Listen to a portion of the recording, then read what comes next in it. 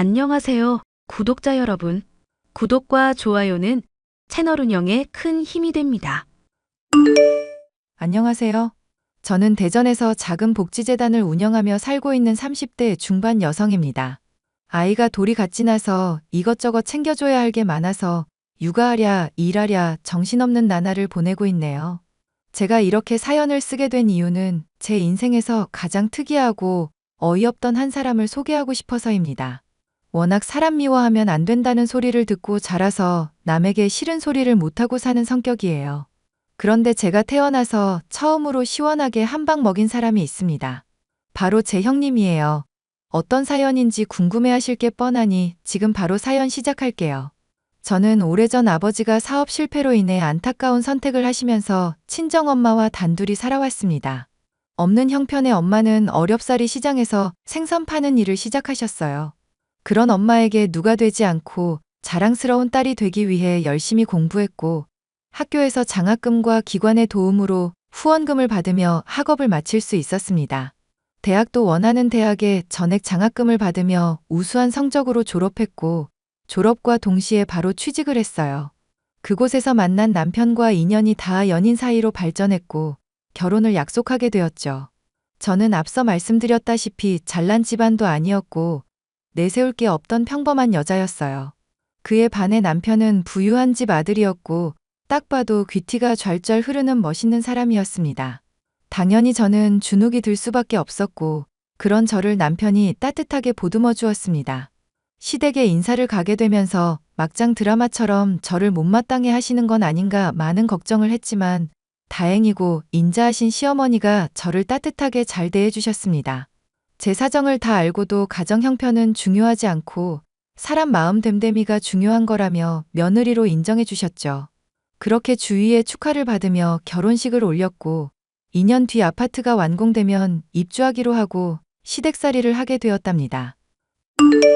괜히 못난 시어머니 만나서 시집살이 한다고 고생이 많아. 우리 새아가 많이 불편하지? 아니에요. 어머니, 저도 식구가 없어서 그런지 북적거리면서 사는 게 좋은걸요?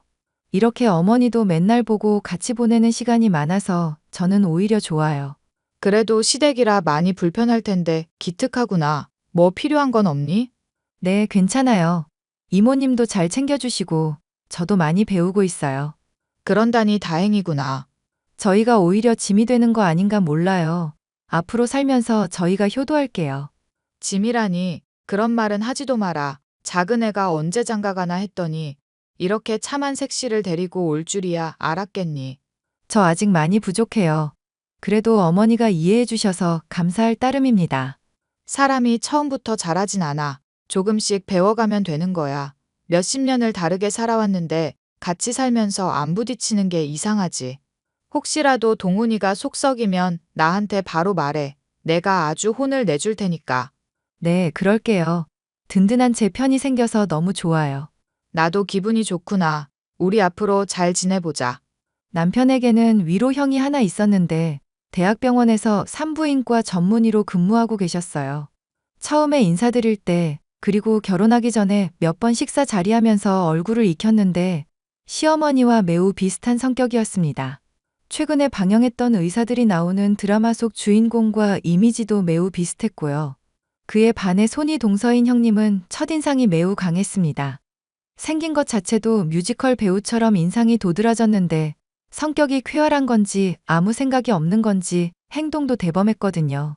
점잖은 아주버님과 정반대의 성격을 가졌다고 보면 되겠네요. 그런데 그 형님이 제가 결혼하고 시댁에 살게 되면서 사사건건 저한테 시비를 걸어오셨어요. 동서, 이제 시댁살이 하니까 내가 굳이 안 가도 되겠지? 그게 무슨 말씀이세요? 아니, 동서가 거기 있는데 내가 왜 굳이 가야 하냐고. 이모님이랑 마음 맞춰서 집안일 좀 잘해봐. 아, 그런 거였구나. 걱정하지 마세요. 저도 부지런히 배우고 있어요. 내가 굳이 안 가도 알아서 동서가 잘해줄 거라 믿어. 그나저나 결혼하고 직장 때문에 정신없어서 제대로 된 연락도 못 드렸네요. 그동안 잘 지내셨어요? 빨리도 물어본다. 이런 건 내가 먼저 연락하기 전에 알아서 해야 하는 거 아니야? 아랫사람으로서 기본적인 도리가 안 돼 있네? 죄송해요. 바쁘다는 핑계로 연락을 못 드렸어요. 언제 시간 되시면 저랑 같이 식사도 하고 커피도 마셔요. 난 호텔이나 미슐랭 인증받은 곳 아니면 안 가. 워낙 고급 입맛이라 까다롭거든. 아, 그러세요? 그럼 형님이 원하시는 식당 같이 가요. 제가 밥 한 번 살게요. 그러던가, 그나저나, 동서는 없이 살아서 이쪽 세계랑은 거리가 멀지? 평소 하고 다니는 브랜드 있어? 아, 딱히 정해진 건 없어요. 브랜드 안 따지고 제 눈에 예쁘면 그만이랍니다.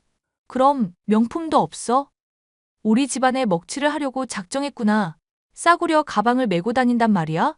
아니에요. 그냥 제가 명품에 관심이 없을 뿐이에요. 명품 사봤자 아낄 것 같아서 잘 안 하게 되더라고요. 선물 받은 거 말고는 잘 안 찾게 되기도 하고요. 동서가 뭘 모르네. 세상 물정도 모르고 나랑 수준도 안 맞고 너무하네? 우리 만나는 건 생각해보자. 너무 수준 차이가 나서 겸상하기도 힘들겠어? 제가 좀 더 관심을 가졌어야 했는데 죄송해요, 형님. 뭐, 없이 자랐으니까 내가 쿨하게 이해해줄게. 차차 가르쳐주면 되지. 그럼 수고해. 난 미용실 가야 해서. 저는 형님의 말에 기분이 상했지만 현실적인 발언에 아무런 말도 하지 못했습니다. 괜히 큰 소리 날까봐 쉬쉬한 것도 있고 말이죠. 저희 부부는 각자 위치에서 열심히 일하며 신혼을 즐겼습니다. 시어머니가 친정에도 자주 다녀오라고 해서 한 달에 한 번은 친정에도 다녀오고 원만한 사이로 지냈어요. 그렇게 시간이 흘러 추석 명절을 앞두고 음식은 어떻게 해야 하나 생각하는데 시어머니가 이번에는 쉬자고 하시더라고요. 어머니, 이번 추석에 음식은 어떻게 해야 할까요? 제가 처음이라서 잘 몰라서. 동서는 여태 그걸 몰랐어? 전주에 알아서 장보고 음식할 준비해야지. 왜 이렇게 굼떠? 글쎄다. 이번 명절에는 좀 쉴까 하는데 음식하기도 번거롭기도 하고 각자 알아서 쉬는 게 어떻겠니? 왜요, 어머니? 그래도 명절인데 아무것도 안 하면. 아, 동서는 가만히 있어. 뭘 안다고 나서. 어머니, 왜 음식을 안 하시는데요? 왜냐니 원래 제사를 지내는 집도 아니고 그냥 모여서 밥 한 끼 먹으면 되잖니. 밥도 집에서 먹을 필요 없다. 어디 식당 하나 예약해서 먹자. 이번엔 너희들끼리 여행을 가던 집에서 쉬던 알아서 해. 어머니, 새 사람도 들어왔는데 이렇게 그냥 넘어가는 건 좀 아니죠. 늘 그래왔듯이 음식도 하고 손님 오면 대접도 하고 그래야죠. 안 그래도 오려는 사람들한테 미리 추석 선물 다 돌렸다. 어머, 어머니 그러시는 게 어딨어요. 저랑 상의도 안 하시고. 너랑 상의하고 말고가 뭐 필요하니? 내가 이번엔 음식하기 싫어서 그런다. 아무튼 그렇게 알아. 나도 일정이 있어서 말이야. 어머니, 어디 아프신 건 아니죠? 어머니, 정말 너무하세요. 동서가 이래서 금방 집안일 배우겠어요? 저는 지금까지 명절마다 다 했는데 동서는 왜 아무것도 안 하고 넘어가요? 너 듣자 듣자 하니 말이 이상하구나. 명절 때 음식한 거 내가 하라고 했니? 내가 안 해도 된다고 사 먹자 해도 네가 굳이 거들어서 음식한 거잖냐. 그래도 그렇죠. 저는 기분이 나쁘네요. 동서만 편애하시는 거 아니에요? 정말 너무하세요. 어머니, 형님, 어떻게 해요? 신경 쓰지 말고 식당이나 알아보거라. 애들한테 연락해서 일정 조율도 좀 해보고. 이모님도 식구나 마찬가지니까 모시고 식사하는 편으로 준비하자. 우리를 위해서 많이 고생하시잖니. 네, 알겠습니다. 어머니. 그렇게 며칠의 시간이 흘렀고 식사 약속이 있던 당일 우연히 도우미 이모님이 통화하는 소리를 듣게 되었습니다. 시어머니의 운전기사와 통화를 하는 것 같았는데 병원에 입원해야 해서 짐을 미리 싸둘 테니 시간 맞춰 오라는 내용이었어요. 시어머니가 병원에 입원한다는 소리에 도우미 이모님을 붙잡고 자초지종을 묻기 시작했습니다. 이모님, 방금 통화하신 게 무슨 말씀이세요? 어머, 막내 사모님, 그게 아니라, 아니, 방금 전에 저희 어머니가 뭐 입원을 하신다는 것 같았는데 제가 잘못 들었나요? 사모님이 말씀하지 말라고 하셨는데, 이미 제가 다 들었어요. 빨리 말씀해 주세요. 짐 싸는 건 뭐고, 입원은 왜 하시는 거고. 도대체 무슨 일이길래 그래요? 사실 사모님이 얼마 전에 건강검진을 받으셨어요. 근데 정밀검사 소견이 떠서 지난주에 검사 받고 오셨거든요. 근데 가슴에 종양이 있다고 나와가지고요. 네? 종양이요? 그래서 조직 검사도 하셔야 하고 컨디션도 예전 같지 않으셔서 병원에 입원을 하신대요. 아니, 왜 도대체 숨기시는 건데요? 아프면 아프다고 말씀을 하셔야지. 저도 사모님이 하도 부탁을 하셔서 일부러 티 안 내고 있었습니다. 아니, 그래도 그렇지. 어떻게 그런 걸 숨기세요? 작은 사모님, 큰 사모님이 절대 말하지 말라고 하셨어요. 본인 의지로 그러시는 거니까 따로 말씀하시기 전까지는 별다른 내색 안 해주셨으면 해요. 사모님 성격 아시잖아요. 너무 속상하네요. 어머님이 아프신 줄도 모르고 한 집에서 같이 사는 식구라는 게 이렇게 무지하다니. 아니에요. 자책하지 마세요. 작은 사모님 탓도 아니고. 원래 나이 들면 몸 한두 군데 고장나기 마련이에요. 우리 같이 나이 많은 사람들은 의례 있는 일이니까 걱정하지 마요. 별거 아닐 거예요. 알겠어요.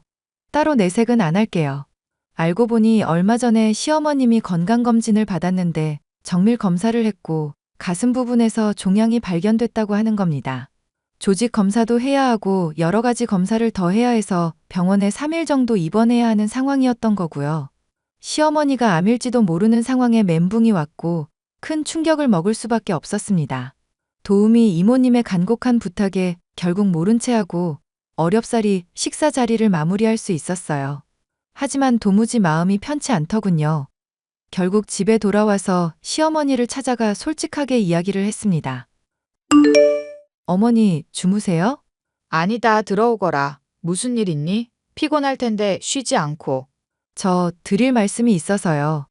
이모님이 부탁하셨지만 그래도 며느리 된 도리는 해야 할 것 같아서요. 어머니 병원에 입원하시는 거 왜 숨기셨어요? 아, 어떻게 알았니? 우연히 들었죠. 어떻게 그런 걸 숨기세요? 자식들 걱정시켜봤자 좋을 게 뭐가 있냐? 별거 아니야. 난 괜찮다? 어머니도 속이 말이 아니실 텐데 왜 그런 걸 혼자 감당하세요? 저도 있고 그이도 있고 아주버님 내외도 있고. 나도 살 만큼 살았으니까 더 이상 미련은 없다. 근데 세아가 다른 사람들한테는 말하지 말아줄래? 재산 정리도 해야 하고 조만간 변호사 불러서 유언장도 작성해야 하거든. 유언장이요? 어머니, 그게 무슨 말이세요? 죽는다는 소리세요? 그런 말 함부로 하지 마시라고요. 아이고, 내가 말실수를 했구나. 꼭 죽음을 앞두고 재산 정리를 한다는 게 아니라 내 나이 내일 모레면 70이고 조금씩 나눠두는 거야. 이렇게 해야 재단 운영도 원활하고. 깜짝 놀랐잖아요, 어머니. 일단 어머님 말씀대로 함구하고 있을게요. 일 생기면 바로 알려주세요, 네? 알았다. 알았어. 내가 우리 며느리가 눈물이 이렇게 많을 거라고는 생각을 못했네. 미안하다. 연휴가 지나고 시어머니가 병원에서 무사히 퇴원하고 집으로 돌아오셨습니다. 검사 결과 다행히 암은 아니었고 물혹 같은 거여서 간단한 시술로 없앴다고 하네요. 크게 한숨 돌리며 이제라도 시어머니를 잘 보살펴드려야겠다고 생각했습니다. 시어머니는 변호사를 불러 유언장 작성과 함께 재산 정리에 들어가셨어요. 변호사와 따로 독대하여 진행하신 일이나 내용은 뭔지 몰랐습니다. 그렇게 조금씩 일상을 살아가던 중 저에게도 작은 변화가 생기고 말았습니다. 회사에서 일을 하는데 순간 머리가 핑 돌더니 그대로 정신을 잃고 쓰러진 거예요. 깨어나 보니 병원이었고 알고 보니 제가 임신 7주 차에 심한 빈혈기가 있어서 쓰러졌던 겁니다. 갑작스러운 임신 소식에 저는 조금 당황스러웠지만 남편이 크게 기뻐해줬고 가족들에게 임신 사실을 알리게 되었죠. 동서, 임신했다는 소식 들었어. 찬물도 위아래가 있는 법인데 동서는 참 예의가 바닥이네? 네? 무슨 말씀이세요? 아니, 그렇잖아. 임신을 해도 내가 먼저 해야지 왜 동서가 먼저 하고 지랄이냐고. 그리고 우리 그이 병원으로 다니더라? 누구 약 올리려고 그러는 거야? 동서는 수치심도 없어? 형님, 뭔가 오해를 하신 것 같은데요. 저도 회사에서 갑자기 쓰러져서 안 거고 실려간 응급실이 아주버님 병원이었어요. 다른 병원 다닐 바엔 그 병원이 나을 것 같아서 따로 병원 안 옮기고 다니는 거고요. 위선 떨지 마. 내가 모를 줄 알아? 일부러 시댁살이 하는 것도 다 물려받을 재산 노리고 그런 거 아니냐고. 형님, 그런 거 아니라니까요? 절 뭘로 보신 거예요? 이제라도 본 모습을 보여주지 그래? 동선의 엄마, 시장에서 생선 장사한다며? 그런 사람 밑에서 뭘 보고 자랐겠어? 지금 저희 엄마 모욕하시는 거예요? 형님, 도대체 왜 그러세요? 왜? 양심에 찔리니? 애초에 돈 노리고 서방님한테 접근한 거 아니야? 너 같은 부류들 내가 아주 잘 알거든? 형님, 그만 좀 하세요. 그런 거 아니에요. 하이고, 무서워라. 그러다 한 대 치겠다? 배운 게 없어서 이성적으로 생각 못하고 사람 패는 거 아니야? 형님, 저 많이 참고 있어요. 그만 좀 하세요. 자꾸 이런 식으로 나오시면 저 어머니고 뭐고 가족들한테 다 떠벌릴 거예요. 이제야 성깔 좀 부리네? 그래, 어디 한번 해봐. 몇 년을 같이 산 내 말을 믿는지 1년도 안 된 네 말을 믿는지 어디 한번 해보라고. 가짜는 게 어디서. 임신 사실을 알게 된 후 저는 매일매일 행복에 겨운 나날을 보냈습니다. 솔직히 형님만 아니면 정말 완벽한 하루였는데 하루가 멀다 하고 연락 와서는 돈 노린 거 아니냐. 남편 아이 맞냐며 폭언을 일삼았어요. 저는 그동안 형님과 나눴던 대화를 모두 캡처해 모아두었고 때를 기다리기로 했습니다. 한 달 정도의 시간이 흐르고 안정기에 접어들면서 입덧도 가라앉으니 몸이 조금 편안해지더라고요. 먹는 족족 토했었는데 가리는 음식 없이 골고루 잘 먹을 수 있게 되었고 컨디션도 좋아지고 있었습니다. 하루는 주말이어서 시댁에서 조용히 쉬고 있는데 형님이 보약을 들고 찾아왔어요.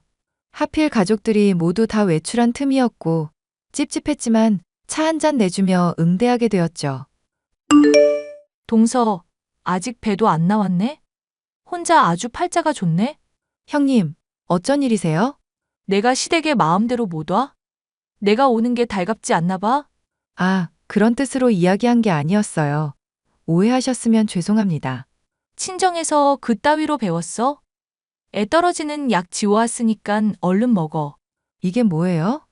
귓구멍도 막혔니? 애 떨어지는 약이라니까? 그러게 누가 나보다 임신을 빨리 해? 형님, 이게 도대체 무슨 짓이에요? 무슨 지식인? 내가 너 애초에 결혼한다고 인사하러 왔을 때 구린내 나서 마음에 안 들었거든? 형님, 어떻게 저한테? 닥쳐. 내 말 안 끝났어. 수준도 안 맞는 년 재산 노리고 결혼한 거 숨기지 마. 시어머니 예쁨 받으니까 좋아? 형님, 정말 너무하세요. 저 가족들 생각하는 마음 진심이거든요. 제가 없이 산 건 맞지만 형님이 생각하시는 그런 거 아니라고요. 왜 그렇게 사람을 미워하세요? 네 꼬락서니가 그렇잖아. 내가 안 미워하게 생겼니? 아무튼 닥치고 이 약 먹어. 싫어요. 제가 왜 그래야 하는데요? 소중한 제 아이라고요. 재산 가로챌 생각 말고 약 먹고 애 떨어지면 알아서 이혼하고 집 나가. 형님, 함부로 말하지 마세요. 당장 이 집에서 나가주세요. 야, 이 집이 네 집이냐? 이게 눈에 뵈는 게 없구나? 너 당장 입 벌려. 내가 이 약 쑤셔 넣어줄 테니까. 대가리에 총 맞았나 제정신이 아니네. 저도 더 이상은 가만히 못 있겠네요. 당장 나가주지 않으시면 경찰이든 뭐든 부를게요. 아이고, 무서워라. 안 그래도 난 모임 있어서 가봐야 하거든? 이 약 꼭 챙겨 먹고 좋은 소식 들려주길 바라. 저는 모든 대화를 다 녹음해두고 있었고 홈캠도 있었기에 관리인한테 말해서 영상도 다 모아놓았습니다. 도저히 가만히 있을 수 없는 상황에 형님이 지어온 보약의 성분 의뢰를 맡겼고 정말 임산부가 먹어서는 안 될 성분들만 있었습니다. 저는 모든 증거를 모아두었고 언제 가족들에게 말해야 하나 고민을 하게 되었죠. 그러다 얼마 뒤 시어머니가 가족 식사 자리를 만들었고 밥 다 먹고 차 마시는 자리에서 모든 증거를 까발렸습니다. 이 일이 해결되지 않으면 더 이상 이 집에서 살 수 없었고 저를 비롯해 아이의 목숨이 위험했다. 판단되었기 때문이었죠. 그리고 무엇보다 대놓고 저한테 약을 갖다 주는데 아이의 신변에 어떤 문제가 생길지 모르니 싹을 잘라내야 한다고 생각했어요. 제가 모든 사실을 말하며 증거를 들이밀자 잠시 정막이 흐르더니 형님은 악다구니를 쓰며 소리치더군요. 순식간에 집안 분위기는 엉망이 되고 말았고 아주버님은 발악하는 형님의 뺨을 한 대 치고는 밖으로 끌고 나갔습니다. 여보, 이게 무슨 일이야? 세아가 너 왜 이런 거 미리 말 안 했니? 이게 보통 일이야? 어머니, 저도 어쩔 수 없었어요. 다짜고짜 말씀드리면 제 입장만 난처하고. 그래도 그렇지. 몸은 괜찮은 거냐? 아이는 무사하고? 네, 아이는 괜찮아요. 당신도 놀랐죠? 그럼 지난번에 쓰러진 뒤로 내가 얼마나 노심초사했는데 형수님이 이런 짓을 하시다니. 왜 나한테 미리 말 안 했어? 증거도 없고 누가 납득하기 어려운 일이기도 했고요. 미리 말하지 못해서 미안해요.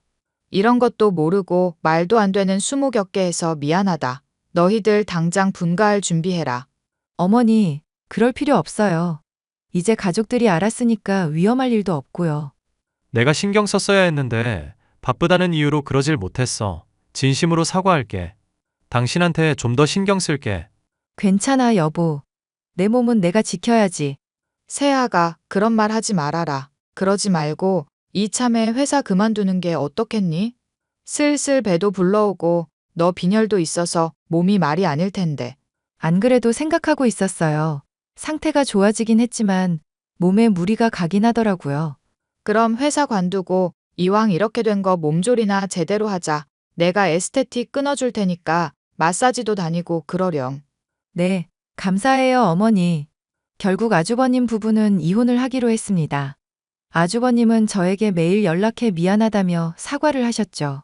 형님은 이혼을 납득할 수 없다며 매일같이 시댁에 찾아와 이럴 순 없다며 행패를 부리기 바빴습니다. 제가 돈 노리고 접근한 거라며 말도 안 되는 논리를 펼치고 집안을 쑥대밭을 만들어 놓더라고요. 결국 보안요원에 연행되어서야 잠잠해졌고 시어머니는 형님에게 접근 금지 명령을 내렸습니다. 형님은 위자료 한 푼 못 받고 쫓겨났고 저에게 연락해서 폭언을 했지만 한 번 더 연락하면 집안을 망하게 해버리겠다며 시어머니가 협박하니 그 뒤로 아무런 연락이 없더라고요. 한동안의 소란이 잦아들고 우연히 시어머니와 앨범을 보는데 익숙한 사진을 발견했습니다. 여러 명의 초등학생들과 시어머니가 찍은 사진이었고 그 중에 제가 있는 게 아니겠어요? 알고 보니 저를 어린 시절부터 후원해준 후원자가 바로 시어머니였던 겁니다. 당시 처음이자 마지막으로 얼굴을 봤던 터라 꼭 기억해야지 싶어 어렵사리 한 장을 지니고 있었는데 분실을 하고 말았죠. 사진을 잃어버리는 바람에 제가 기억을 못하고 있었는데 사진 속 저의 모습을 보고 알았습니다. 어머니, 이 사진 무슨 사진이에요? 아, 내가 오래전부터 재단 통해서 후원하는 일이 있어. 20년쯤 됐을 건데 이때 후원하던 아이들이랑 찍은 사진이야. 어머니, 저 기억 못 하시겠어요? 응? 무슨 소리니? 너를 기억 못하다니? 사진 속 이 여자아이가 바로 저라고요. 뭐? 그게 정말이니? 어머니 저 어려웠던 거 아시죠? 그래도 후원 받으면서 겨우 고등학교 졸업하고 대학 간 거잖아요. 그래서 저는 그게 너무 고마워서 후원자가 누군지 알면 나중에 커서 꼭 은혜를 갚겠다 생각했는데 아니, 정말이니? 네가 이 여자애야. 내가 특별히 예뻐했던 아이거든. 어쩐지 유독 눈에 들어오더라니.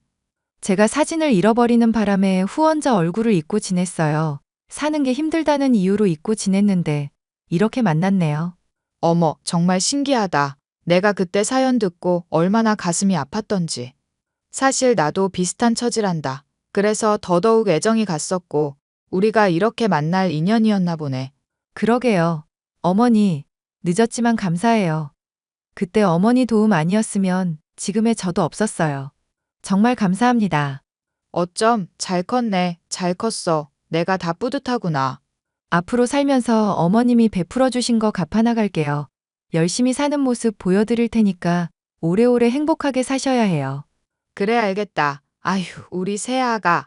그렇게 시어머니와 감동적인 재회를 하고 저는 몇 개월 뒤 건강한 남자아이를 출산했습니다. 그런데 시어머니와 남편이 저에게 큰 선물을 안겨주더군요. 산후조리를 해야 하는데 친정엄마가 멀리 사니 가까이 모시는 게 어떻겠냐고 했고 시댁에서 함께 살게 된 겁니다. 여러분이 생각하시기에 시어머니와 친정엄마가 한 집에 산다는 게 이해가 되지 않으실 수 있지만 시어머니는 넓은 집에 사람이 북적거려야 한다며 흔쾌히 친정엄마를 모실 수 있게 해주셨어요. 그리고 시어머니 명의 건물 1층에 생선 가게를 차리게 되었습니다. 아주버님 부부는 이혼을 마무리 짓고 형님은 참회의 눈물을 흘리셨습니다. 저희와의 인연은 완전히 끝이 났고 아주버님은 이혼의 아픔을 견디겠다며 1년간 해외 연수를 떠나셨죠. 저도 몸조리가 끝나면 커피 관련 공부를 하고 카페 창업을 할 예정인데요. 그리고 시어머니에게 재단 일을 조금씩 인계받고 있고 카페의 수익금도 후원 아동들을 위해 쓰일 예정이고요. 시어머니에게 받은 사랑만큼 저도 다른 누군가에게 그 사랑을 베풀려고 합니다. 앞으로 살아가면서 큰 도움은 되지 못하더라도 살아가려는 의지를 심어줄 수 있다면 그걸로 만족하려고요. 앞으로 온 가족이 모여 하하호호 웃을 날만을 기약하며 제 사연을 마무리하겠습니다. 긴 사연 들어주셔서 감사드려요.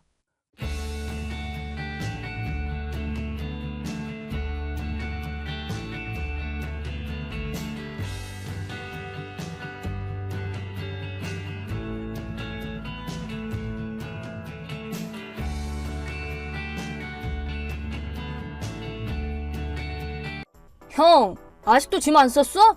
빨리 나가라고. 형이 나가야지 내가 거기서 살지. 이미 짐 다 쌌다니까. 내일 이사 나갈 거라고 어제 얘기해줬잖아. 아, 진짜 느려 터졌네. 빨리빨리 안 움직이냐? 네가 성질이 급한 거겠지. 애초부터 네가 갑자기 부모님 댁에서 살겠다고 고집 피워서 이 사달이 난 거잖아. 뭐라는 거야, 노답백수가. 날 속여서 부모님 유산을 독차지할 생각은 꿈도 꾸지 마라. 장남이라고 우쭐하지 말라고. 알았냐? 이제는 내가 그 집에서 살 거야. 아니, 나 그런 적 없다니까. 대체 어디서 듣고 온 거야? 헛소리 하지 마. 나랑 연락이 끊긴 사이에 네가 유산을 독차지했잖아. 어물쩍 그 집까지 점령하고 기생충 백수 주제에 뻔뻔스럽게. 너랑 연락이 끊긴 게 내 탓은 아니지. 고등학교 졸업하자마자 집 나가서 연락 다 끊고 잠적한 건 너잖아. 어머니 아버지 장례식에 콧배기도 안 보이더니 드디어 연락이 왔구나 싶었는데 뭐? 아내랑 아이들 데리고 부모님 집에서 살겠다고? 진짜 뻔뻔스러운 게 누군데? 시끄러! 바빠서 그런 걸 나보고 어쩌라고. 애초에 난 그 부모가 싫었거든? 쓸모없는 백수라도 장남이라고 너만 예뻐하고 나는 찬밥 신세였다고. 그래서 집을 나간 거야? 학교 졸업하자마자 지방에 있는 회사에 취직할 정도로 부모님이 싫었던 거야? 그래! 결국에는 장남이라고 너 같은 백수한테 집도 유산도 전부 넘겨주고 그냥 빨리 태어난 것뿐인데 불공평하잖아. 내가 보기에는 전혀 그런 적 없었는데? 네 말대로 날 장남이라고 금이야 오기야 키우지도 않았고 오히려 부모님은 축구공이나 야구 배트 같이 네가 좋아하는 건 뭐든 새로 사주시고 학원도 보내줬잖아. 금세 질리는 성격이라 그것도 얼마 안 갔지만 나보다 늦둥이인 네가 더 응석바지로 자란 것 같은데? 그게 지금 뭔 상관이야. 어쨌든 이제부터 내가 집이랑 유산을 관리할 거야. 백수가 맡아봤자 별 소득 없이 썩히기밖에 더 하겠어? 넌 그냥 빨리 이 집에서 나가기나 해. 네가 살고 있으면 우리가 못 들어와 살잖아. 우리가 너같이 한가한 줄 알아? 뭐 나도 이렇게 넓은 집에서 혼자 살면 관리하는 게 힘드니까 나쁜 얘기는 아니지. 청소도 힘들고 안 쓰는 방도 아까우니까. 그래, 네가 집을 상속하는 건 좋은데 그럴 돈은 있고? 세금이랑 대출금도 아직 남아있잖아. 나름대로 큰 집이라서 매달 거액의 돈이 들 것 같은데 괜찮겠어? 누굴 바보로 하냐? 너 같은 백수가 지금껏 냈던 돈을 나라고 못 내겠냐? 거기다 유산도 있고. 그래, 네가 그렇다면 그렇게 해. 그럼 난 다시는 본가에 관여하지 않을 거다. 부모님 사진이랑 위패도 내가 전부 가져갈 거고 일절 본가 일에 관여하지도 않을 거야. 세금이나 대출금 못 내겠다고 울고불고 애원해도 난 모른다? 잔말 말고 나가기나 해. 너 같은 개백수는 우리 집안의 수치야. 당장 꺼져! 이제 두 번 다시 안 올 거야. 알았으니까 꺼지라고. 너야말로 노숙자 돼서 도와달라고 오기만 해봐. 이제 너랑 연 끊을 거니까 다시는 연락하지 마. 그래, 이제 연락 안 한다. 알아서 해. 야, 너 유산 있는 통장 어디다 뒀어? 어디다 숨겨놨냐고. 설마 가지고 튄 건 아니겠지? 뭐야, 바빠 죽겠는데. 닥쳐, 빨리 대답이나 해. 유산 넣어놓은 통장 어디 있냐고. 들고 튀었기만 해. 내가 진짜 가만 안 둬? 뭐? 유산 넣어놓은 통장? 그딴 거 없어. 아니, 통장은 없어도 현금이나 다른 걸로 바꿨겠지. 근거 어딨어? 어딘가 있을 거 아니야. 아니, 없다니까 뭐라는 거야 갑자기. 뭐? 그럼 유산은 어디에 보관해둔 거야? 은행이냐? 은행에 맡겨뒀어? 어디 은행이야? 당장 말해. 네 멋대로 쓰기만 해봐. 가만 안 둬? 야, 아까부터 대체 뭔 소리냐? 통장이랑 금고에 은행이라니 무슨 소리라는 거야? 말귀를 왜 이리 못 알아들어? 부모님 유산 어딨냐고. 돈이나 현금 뭐 그런 거 있을 거 아니야? 뭐? 그런 거 없다니까. 뭐라는 거야 진짜. 뭐? 없다고? 너야말로 뭔 소리야? 부모님 유산에 현금으로 바꿀 수 있는 건 없었어. 남겨주신 건 본가 토지 가옥이랑 가구, 가전제품뿐이야. 돈은 장례식 하느라 다 써서 한 푼도 없고. 뭐라고? 어디서 말 같지도 않은 헛소리야. 얼마 전에 유산 상속했다고 네 입으로 그랬잖아. 그 유산이 현금이라고 한 적은 없는데? 굳이 말하자면 본가의 토지 가옥도 유산이 맞고 그걸 내가 받은 거니까 유산 상속이라는 말에 어폐는 없지. 어디서 거짓말을 해? 그럼 지금까지 너 같은 백수가 유산도 없이 대출금이랑 세금은 어떻게 감당한 거야? 분명히 너 혼자서 유산을 다 해먹은 거잖아. 근데 저번부터 자꾸 날더러 백수라고 하는데 대체 뭘 보고 나보고 백수라고 하는 거냐? 성실히 일하고 있는 사람한테 뭐? 네가 일을 한다고? 무슨 개소리야. 뭐? 너 설마 내가 무슨 일 하는지도 모르냐? 네가 예전에 본가 살 때도 일하고 있었는데 어떻게 모를 수가 있지? 내 알바냐? 하루 종일 컴퓨터나 만지작거리고 책이나 읽는 놈이 무슨 일을 한다는 거야? 나 소설가야. 대학생 때 썼던 소설로 데뷔했는데 지금도 책 몇 권 냈어. 인세도 꽤 두둑하게 들어오고 있는데 블로그도 운영하고 있으니까 광고료도 들어오는 데다가 주식도 하고 있어서 벌이는 나쁘지 않아. 뭐라고? 뭐야? 그럼 한 달에 얼마 버는데? 대충 계산해보자면 네 연봉의 절반은 될걸? 감사하게도 나름 잘 팔리는 작가거든. 뭐? 내 연봉의 절반이라고? 정신 나갔냐? 무슨 개소리야. 그 정도는 벌어야지 본가를 감당할 수가 있지. 집도 엄청 크고 세금도 상당하니까 뭐 어쨌든 유산은 없다는 소리야. 그럼 이제 볼 일 없지? 아니 잠깐만! 유산이 없다면 얘기가 다르지. 이사하느라 돈을 많이 써서 이번 달 대출금을 못 갚으니까 네가 대출금 좀 갚아주라. 애초에 네가 살던 집이니까 그 돈은 네가 내야지. 돈을 그렇게 잘 벌면 그 정도는 좀 도와줄 수도 있잖아. 야 우진아, 무슨 소리야. 그렇게 사람을 바보 취급하고 집에서 내쫓으면서 집은 자기가 관리할 테니까 손 떼라고 말해놓고 이제 와서 상황이 달라지니까 나한테 손을 빌린다고? 그건 좀 한심하지 않냐? 닥쳐! 애초에 네가 날 속여서 그런 거잖아. 유산이 들어오면 처자식 호의호식 시킬 수 있을 줄 알았는데 아내는 교통편이 나쁘다고 나가버리고 애들은 전학까지 가면서 이런 깡촌에 살기는 싫다고 아내 따라서 가버렸다고. 거기다 돈까지 없다는 걸 알면 어떡하겠어. 나한테 말한들 별 수 없지. 네가 스스로 결단해서 행동한 결과야. 자꾸 널 속였다고 하는데 그냥 너 혼자 착각한 것 뿐이잖아. 이제 나랑은 상관없지. 상관 있지. 형이잖아. 엄연한 집안일인데 형이 책임져야지. 솔직히 이제 난 그 집에 별 미련도 없어. 부모님 사진이랑 위패도 내가 가져왔고 뭐 추억이야 있지만 미련은 없거든. 그럼 그냥 팔든지. 이게 팔릴 것 같냐? 이 땅 깡촌에 있는 다 낡은 집을 누가 사겠냐고. 그럼 이 집 형이 사든가. 야, 공짜로 너한테 넘겨줬는데 그걸 왜 내가 도로 돈 내고 사야 되냐? 나도 이사한 지 얼마 안 돼서 돈 없다? 너한테 쫓겨난 것 때문에. 그럼 이 집 그냥 형한테 돌려줄게. 돈은 포기할 테니까 형이 어떻게 좀 해봐. 완전 내가 믿지는 장사잖아. 자기가 관리하겠다고 네 입으로 그랬으니까 한 입으로 두말하지 말고 네가 끝까지 책임져. 난 모르는 일이야. 그런 말 말고 좀 도와달라고. 돈 좀 보내줘라. 어? 우리 서로 하나뿐인 형제잖아. 서로 돕고 살아야지. 어? 네 머리에는 사람 등쳐먹을 생각밖에 없냐? 진짜 꼴불견이네. 넌 우리 집안의 수치다. 그럼 잘 살아라. 그 후로도 우진이에게 계속 도와달라는 메시지가 왔지만 전부 읽고 씹었더니 이제는 포기한 모양이다. 본가 근처에 사는 친구에게 들었는데 한동안은 그 집에 우진이 혼자 살고 있었지만 대출금과 세금이 몇 달이나 체납돼서 결국에는 강제 연행되어 압류당했고 그 집뿐만 아니라 재산까지 전부 몰수당했다고 한다. 참고로 집을 나간 아내에게는 이혼을 청구당해서 지금은 이혼 조정 때문에 진흙탕 싸움을 하는 중이란다. 욕심을 내지 않았다면 그렇게 모든 걸 잃지 않았을 텐데. 내 동생이지만 참 한심하다.